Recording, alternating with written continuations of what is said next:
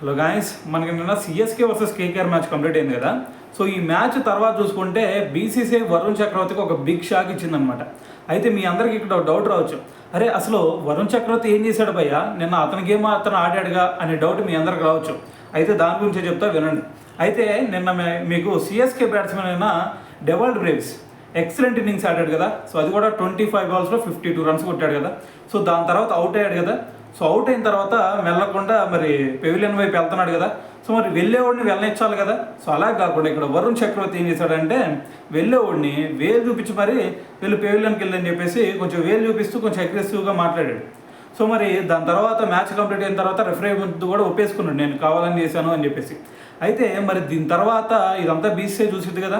So BCI చూసి తన match fee మొత్తంలో కూడా 25% కోత విధించి దాని తర్వాత ఒక డీమెరిట్ పాయింట్ కూడా ఇవ్వడం జరిగింది.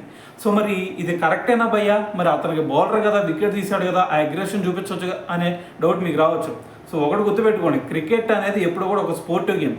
సో ఇటువంటి స్పోర్టివ్ గేమ్లో ఇటువంటి అగ్రెసివ్నెస్ చూపిస్తే సో అది ముమ్మాటికి తప్పనే చెప్పాలి. ఎందుకంటే ఇదే బ్యాట్స్మెన్ని ఇప్పుడు మన అవుట్ చేశాడు. సో దాని తర్వాత ఇదే బ్యాట్స్మెన్ మళ్ళీ రేపు ఇతను బౌలింగ్లో 6 కొట్టవచ్చు. సో మరి అతను కూడా వచ్చి అగ్రెసివ్గా చూపిస్తే, సో ఇద్దరి మధ్య వాగ్వాదం జరిగితే, సో మరి ఇటువంటిది క్రికెట్లో ఎప్పుడు కూడా ఎవరు కూడా ఎంకరేజ్ చేయరు. సో అందుకని చెప్పేసి మరి బీసీ అయితే అతనికి ఈ కోత విధించడం, దాని తర్వాత ఒక డీమెరిట్ పాయింట్ అయితే ఇవ్వడం జరిగింది. సో మరి ఏదేమైనా సరే మరి దీని గురించి మీరేమనుకుంటున్నారు అనేది కింద కామెంట్ చేయండి.